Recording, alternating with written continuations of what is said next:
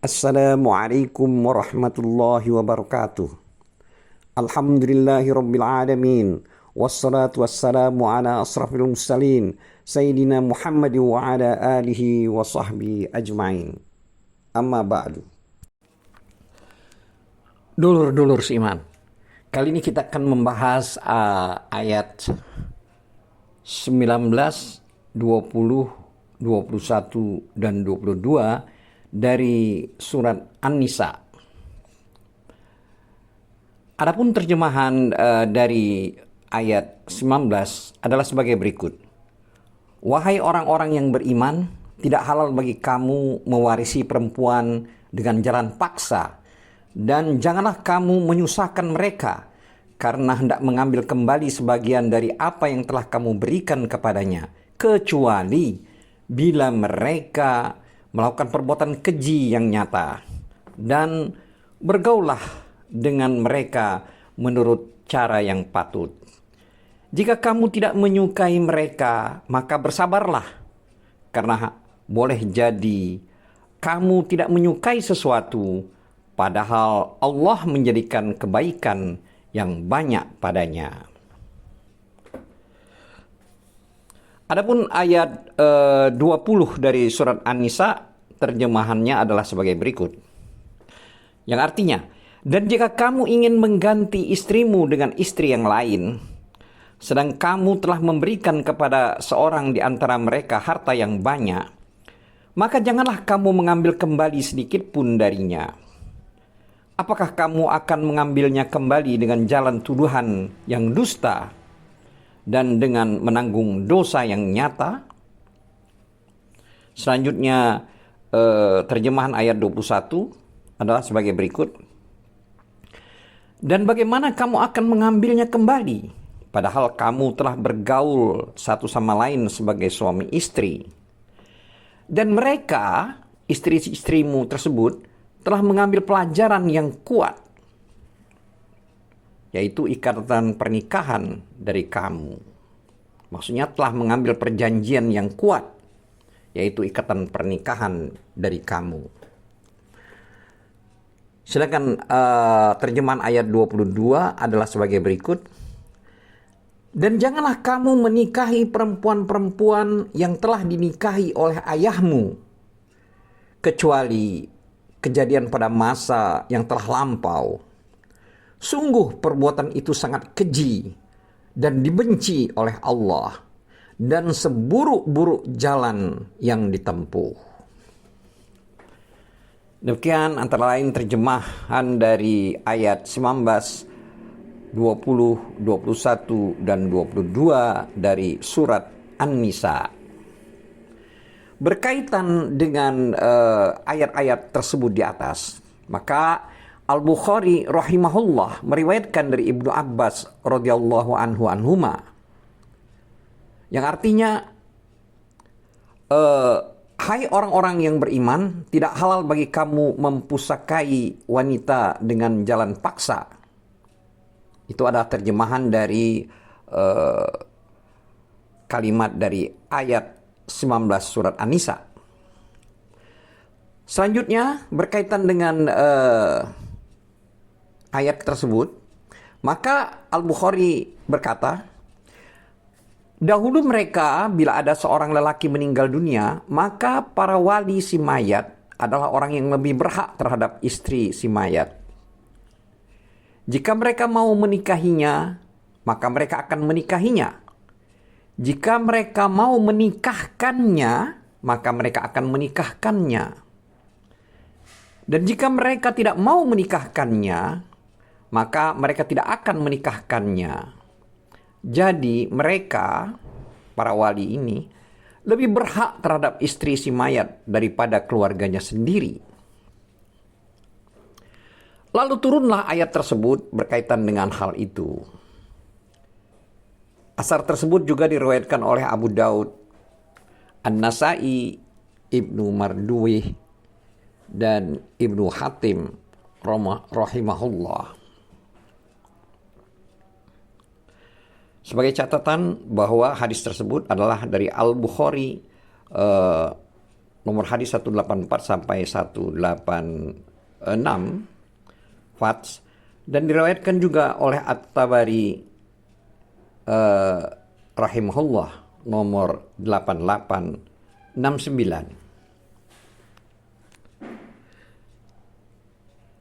Selanjutnya At-Tabari rahimahullah meriwayatkan dari Ikrimah rahimahullah. Dia berkata, ayat itu turun berkaitan dengan Qubaisyah binti Ma'an bin Ashim bin Al-Aus. Dia ditinggal mati oleh Abu Qais bin Al-Aslat, yaitu suaminya. Lalu anak tirinya jatuh cinta padanya. Maka Qubaisyah datang kepada Rasulullah SAW dan berkata, "Wahai Rasulullah, aku tidak dapat mewarisi harta suamiku, dan tidak pula aku dibiarkan untuk menikah dengan orang lain." Maka turunlah ayat itu, yaitu ayat tersebut di atas. Mujahid rahimahullah berkata berkaitan dengan ayat itu, dahulu ada seorang lelaki mengasuh seorang anak yatim perempuan, dan dialah yang selalu mengurusi urusannya. Lalu dia menahannya dengan harapan jika nanti istrinya mati, dia akan menikahinya atau menikahkannya dengan anak laki-lakinya sendiri. Itu diriwayatkan oleh Ibnu Abu Hatim rahimahullah. Lalu dia, Ibnu Abi Hatim berkata, juga telah diriwayatkan oleh Asy-Sya'bi atau bin Abi Rabah, Abu Mislas, Ad-Daha Az-Zuhri atau Al-Khurasani dan Muqatil bin Hayyan rahimahullah, dengan perkataan yang semisal. Di sini Ibnu Katsir berkata, ayat tersebut mencakup segala sesuatu yang dahulu biasa dilakukan oleh orang-orang jahiliyah, juga mencakup apa yang telah disebutkan oleh Mujahid dan orang-orang yang menyepakatinya, serta segala sesuatu yang mempunyai kemiripan dengan hal tersebut.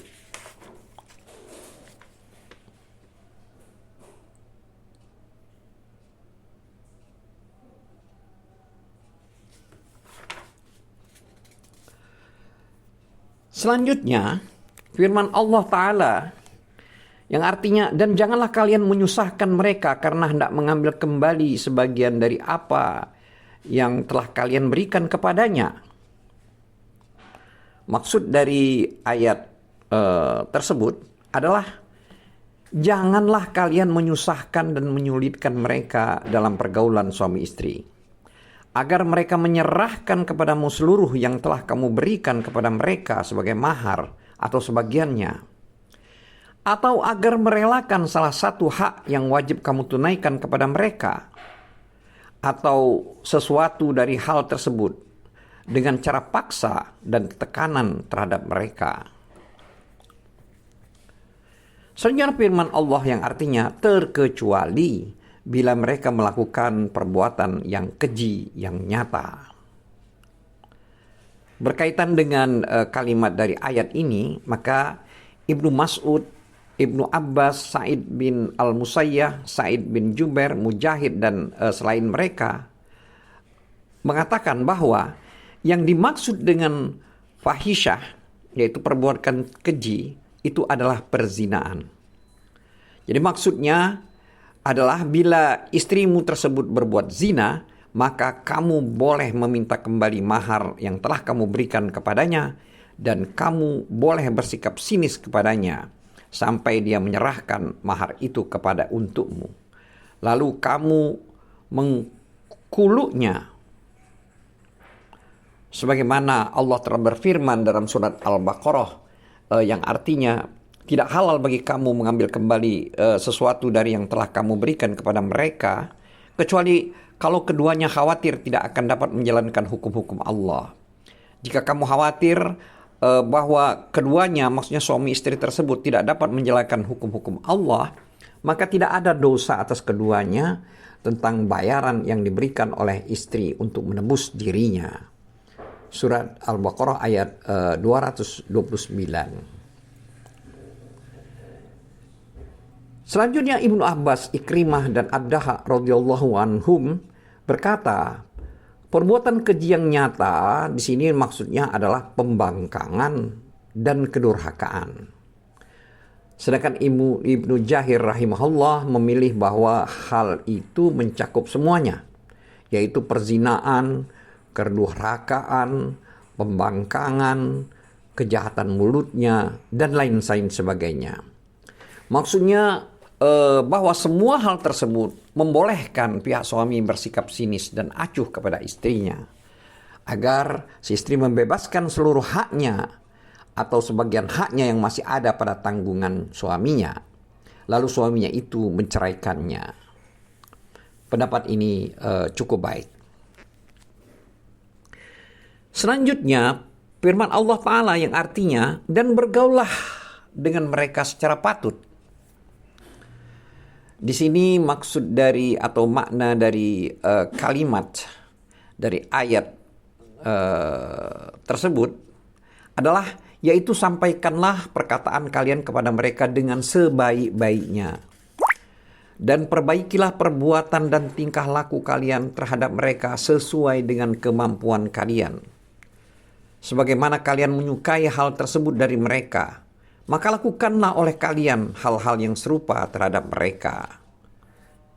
Sebagaimana halnya Allah Ta'ala berfirman yang artinya, dan para wanita mempunyai hak yang seimbang dengan kewajibannya menurut cara yang ma'ruf. Surat Al-Baqarah ayat 228.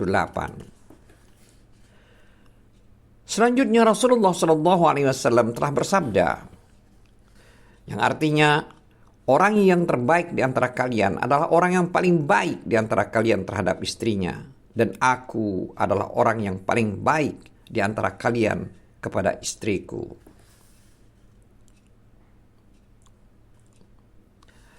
Hadis ini diriwayatkan oleh At-Tirmizi rahimahullah dan hadis Aisyah radhiyallahu anha, dan diberkata hadis ini hasan sahih.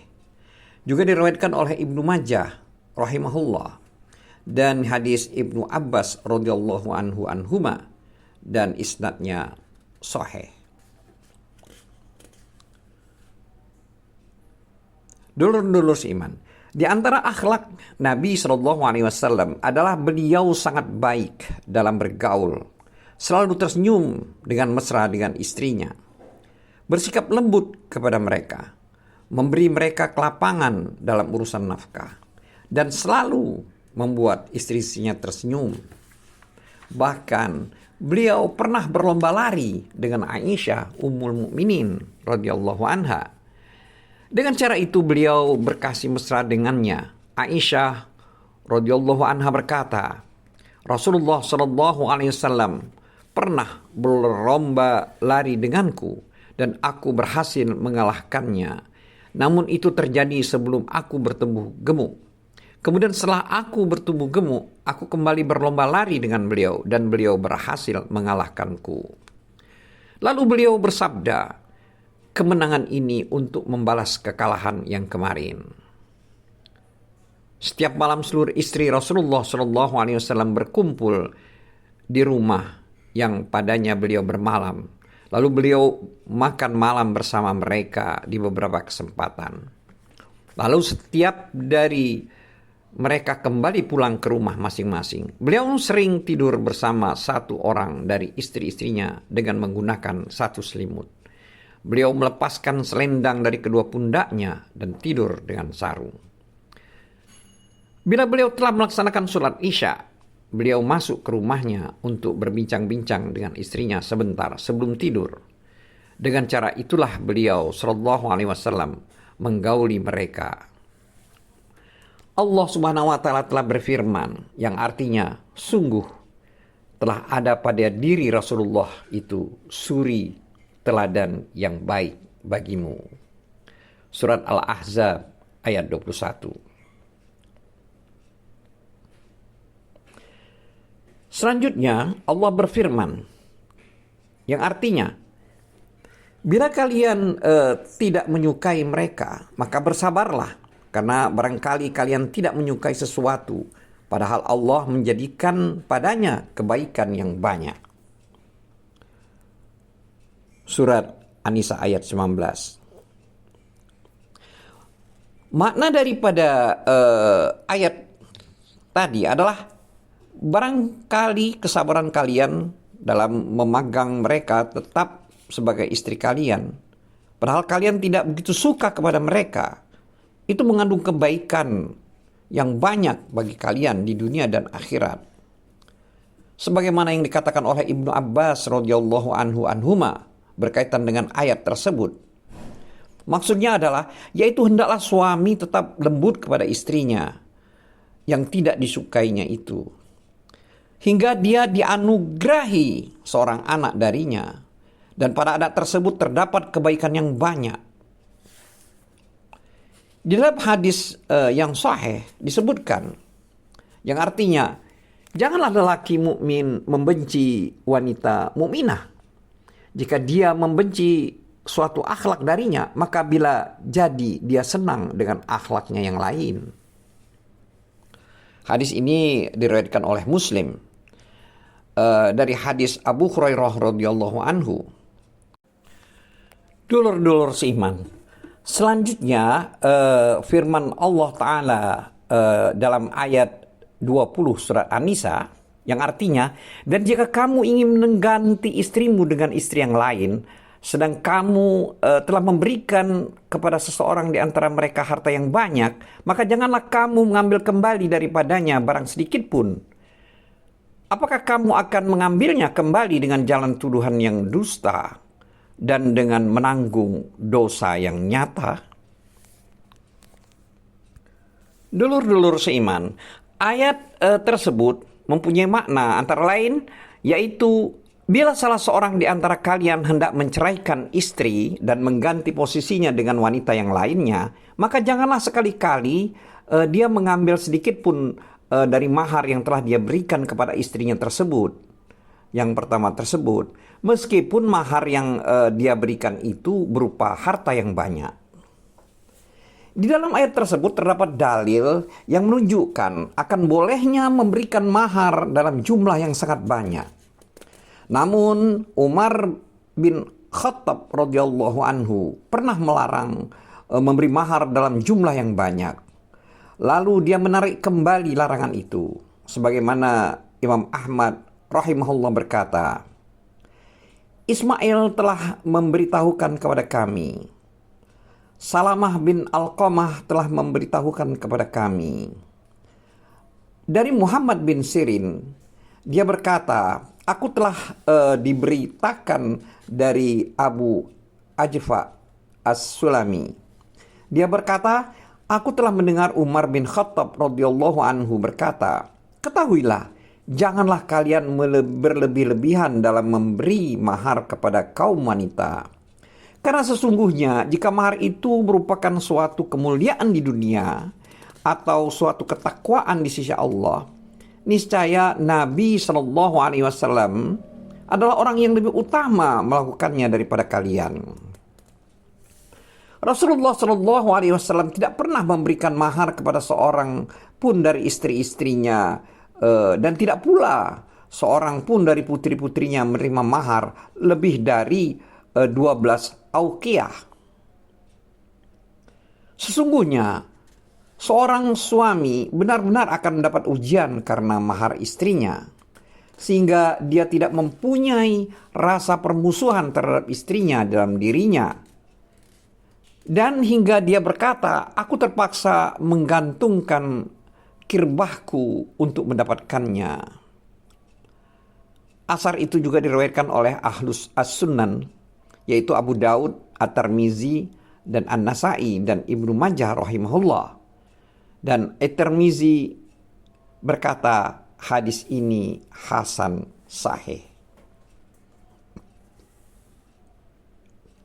Sebagai keterangan, Al-Musnad nomor 285, 287, 340 yang diriwayatkan oleh Al-Hakim rahimahullah, dan dia mensahihkannya dan disepakati oleh Az-Zahabi rahimahullah. Jadi perkataan atau artinya dari hadis tersebut di antara lain ada tali tempat air minum digunakan untuk menggantungnya. Jadi di sini itu yang maksud menggantung tersebut. Di sini maksud menggantung tersebut adalah mengorbankan segala sesuatu untuk mendapatkan diri istrinya, mendapatkan istrinya tersebut, sampai pun tali tempat minuman pun dipergunakannya. Dulur-dulur seiman, Abu Ya'la rahimahullah meriwayatkan dari Masruq. Dia berkata, Umar ibnu Khattab radhiyallahu anhu pernah naik mimbar Rasulullah Shallallahu Alaihi Wasallam. Lalu dia berkata, wahai sekalian manusia, kenapa kalian berbanyak-banyak dalam memberikan mahar kepada kaum wanita? Padahal Rasulullah Shallallahu Alaihi Wasallam dan para sahabatnya memberi mahar di antara sesama mereka hanya sebanyak 400 dirham atau bahkan kurang dari itu. Jika memperbanyak mahar itu merupakan ketakwaan di sisi Allah atau suatu kemuliaan, maka kalian tidak akan mendahului mereka dalam hal itu. Maka sekarang aku benar-benar memberitahukan kepada kalian, hendaknya seseorang lelaki tidak memberi mahar kepada seorang wanita lebih dari 400 dirham. Masruq berkata, lalu dia turun dari mimbarnya, dan tiba-tiba ada seorang wanita dari bangsa Quraisy mencegatnya seraya berkata, wahai Amirul Mukminin, apakah kamu melarang orang-orang untuk memberi mahar kepada kaum wanita lebih dari 400 dirham? Umar menjawab, iya. Wanita itu berkata, tidakkah kamu mendengar apa yang telah Allah Ta'ala turunkan di dalam Al-Quran? Umar bertanya, ayat manakah yang kamu maksud? Wanita itu pun berkata, tidakkah kamu mendengar Allah berfirman, sedangkan kalian telah memberikan kepada seorang di antara mereka harta yang banyak? Masruq berkata, maka Umar berkata, ya Allah, ampunilah aku. Semua orang yang lebih pandai dari Umar. Lalu Umar kembali naik ke atas mimbar seraya berkata, wahai sekalian manusia, sesungguhnya aku telah melarang kalian untuk memberi mahar kepada kaum wanita lebih dari 400 dirham. Barang siapa yang ingin memberi mahar dari hartanya sesuai keinginannya, maka dia boleh melakukannya. Abu Ya'la rahimahullah berkata, aku yakin Umar berkata, barang siapa yang dirinya rela memberikan mahar lebih dari 400 dirham, maka dia boleh melakukannya. Isnadnya jayyid dan kuat. Asar ini tercantum di dalam kitab Majma' Az-Zanwaid. Dulur-dulur siman, oleh sebab itu Allah Ta'ala berfirman dengan penuh pengingkaran, yang artinya, bagaimana kalian akan mengambilnya kembali padahal kalian telah bergaul atau bercampur dengan yang lain sebagai suami istri? Hal ini adalah ayat 21 dari surat An-Nisa. Maksudnya adalah, bagaimana mungkin kalian tega mengambil kembali mahar dari wanita padahal kamu telah bergaul dan bercampur dengannya dan dia pun telah bergaul dan bercampur denganmu? Ibnu Abbas, Mujahid, As-Suddi, dan banyak ulama lainnya berkata, yang dimaksud dengan hal itu adalah berhubungan suami istri atau berhubungan seks suami istri.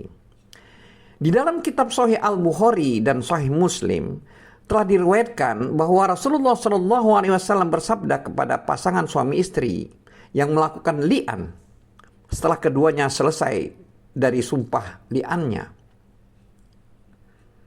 Artinya, Allah mengetahui bahwa salah seorang dari kalian berdua adalah pendusta. Maka apakah di antara kalian berdua ada yang mau bertaubat? Beliau mengucapkannya sebanyak 3 kali. Lalu si suami berkata, wahai Rasulullah, bagaimana dengan hartaku, yaitu mahar yang pernah aku berikan kepadanya? Beliau menjawab, kamu tidak berhak mengambil harta itu kembali. Jika kamu jujur, maka mahar itu menjadi imbalan bagi apa yang telah kamu halalkan dari kemaluannya. Tapi jika kamu berdusta terhadap istrimu, maka harta itu lebih jauh bagimu dan lebih dekat kepadanya. Di dalam kitab Sunan Abu Daud, ada yang lainnya disebutkan dari Basrah bin Aksam radhiyallahu anhu, bahwasanya dia pernah menikahi seorang wanita perawan yang berada dalam pingitannya. Tapi ternyata tiba-tiba wanita itu hamil lantaran zina. Maka dia pun mendatangi Rasulullah SAW dan memberitahukan hal tersebut kepada beliau. Maka Nabi SAW memutuskan bahwa wanita itu tetap berhak mendapatkan mahar. Lalu beliau memisahkan antara keduanya dan memerintahkan agar wanita itu dihukum cambuk. Lalu beliau bersabda, anak itu adalah budak milikmu. Sedangkan mahar itu sebagai ganti dari albut atau kemaluannya.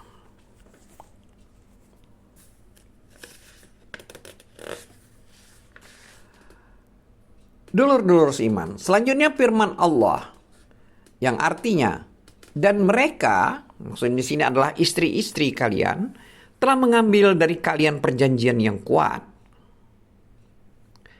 Adapun maksud daripada ayat ini adalah sebagaimana diriwayatkan dari Ibnu Abbas, Mujahid, As-Sa'id bin Jubair radhiyallahu anhum, bahwa yang dimaksud dengan mitsak atau perjanjian itu adalah akad nikah. Juga diriwayatkan dari Ibnu Abbas radhiyallahu anhuma, dia berkata, yaitu memegang dengan cara yang patut atau melepaskan dengan cara yang baik. Ibnu Abu Hatim rahimahullah berkata, makna yang semisal juga telah diriwayatkan dari Ikrimah, Mujahid, Al-Hasan, Qatadah, dan dari selain mereka. Di dalam kitab Sahih Muslim disebutkan dari Jabir radhiyallahu anhu berkaitan dengan khutbah Haji Wada, bahwasanya Nabi SAW bersabda dalam khutbah tersebut, yang artinya, berilah wasiat kebaikan terhadap kaum wanita, karena sesungguhnya kalian mengambil mereka sebagai istri dengan amanah Allah, dan kalian halalkan kemaluan-kemaluan mereka dengan kalimat Allah.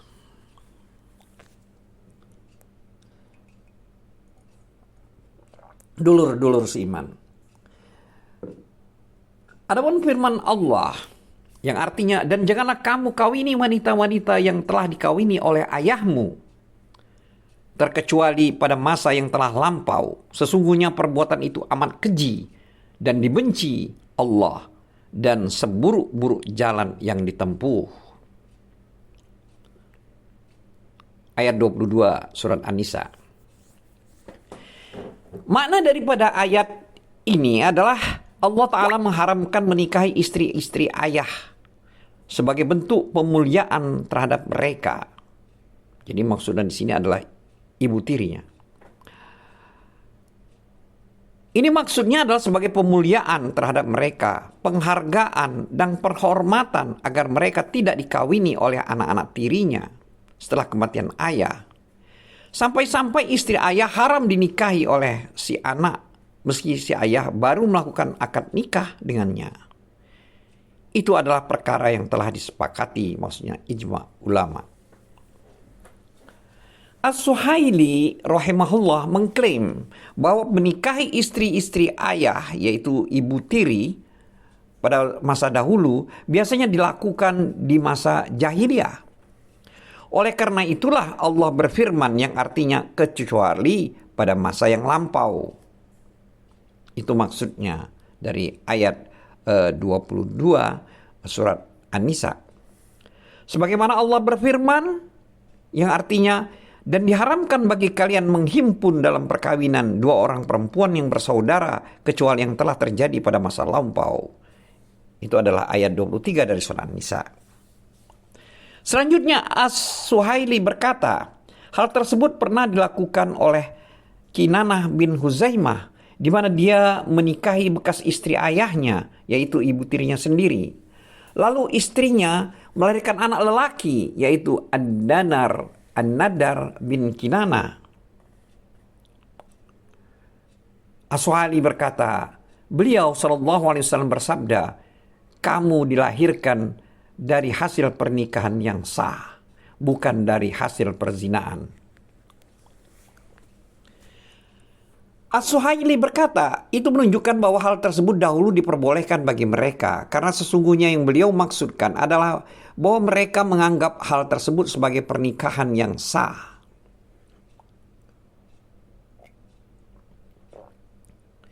Ibnu Jarir rahimahullah telah meriwayatkan dari Ibnu Abbas radhiyallahu anhuma.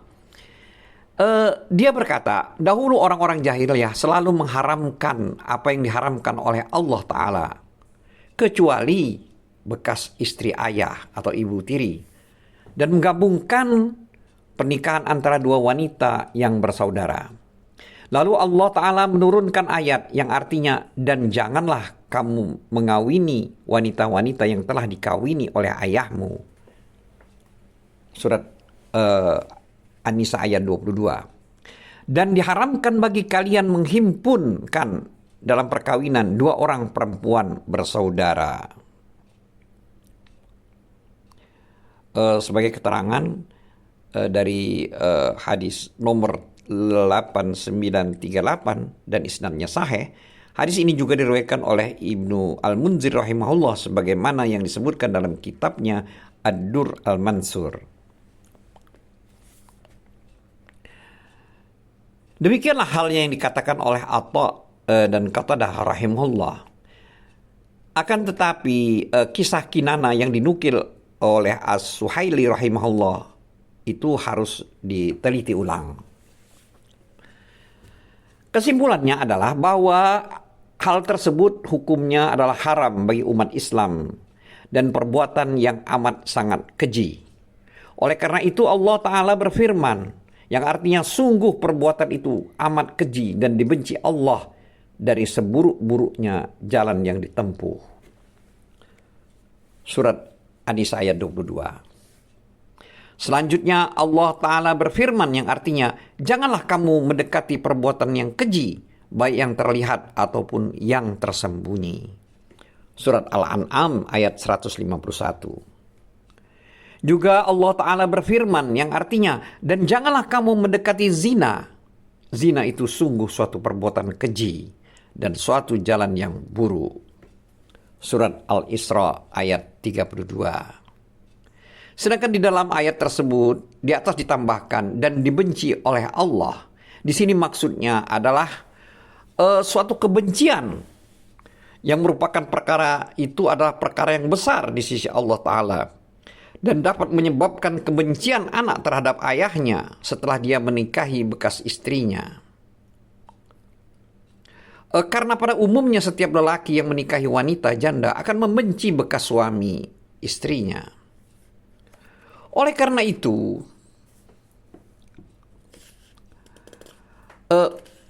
Ummahat al-Mu'minin, istri-istri Nabi SAW, itu haram dinikahi oleh umat Islam. Karena kedudukan mereka adalah sama dengan ibu. Dan karena itulah mereka adalah istri-istri dari Nabi SAW, yang kedudukan beliau itu sama seperti bapak. Bahkan hak beliau lebih besar dari hak para bapak yang sebenarnya menurut ijma dari para ulama. Dan bahkan kecintaan terhadap beliau harus didahulukan di atas kecintaan terhadap yang lainnya. Atha bin Abi Rabah rahimahullah berkata, berkaitan dengan firman Allah Ta'ala, dan dibenci Allah, yaitu kalimat pada ayat 22 surat An-Nisa, yaitu Allah Ta'ala sangat membenci perbuatan tersebut. Selanjutnya kalimat yang mengatakan dalam ayat tersebut, dan seburuk-buruk jalan, itu maksudnya adalah seburuk-buruk jalan bagi orang yang meniti dan menempuhnya. Jadi barang siapa yang tetap melakukan perbuatan itu setelah adanya larangan tersebut, maka dia telah murtad dari agamanya dan harus dihukum mati, dan hartanya menjadi harta fa'i untuk Baitul Mal. Sebagaimana Imam Ahmad rahimahullah meriwayatkan dari Al-Barra bin Azib radhiyallahu anhu, dia berkata, pamanku Haris bin Amr pernah lewat di hadapanku sambil membawa bendera yang diberikan kepadanya oleh Nabi Shallallahu Alaihi Wasallam. Lalu aku bertanya kepadanya, wahai paman, kemanakah Nabi Shallallahu Alaihi Wasallam mengutusmu? Maka pamanku itu menjawab, beliau mengutusku untuk mendatangi seorang lelaki yang menikahi bekas istri ayahnya. Dan Nabi SAW memerintahkanku agar memenggal lehernya. Wallahu a'lam bissawab. Wabillahi taufiq wal hidayah. Wassalamualaikum warahmatullahi wabarakatuh.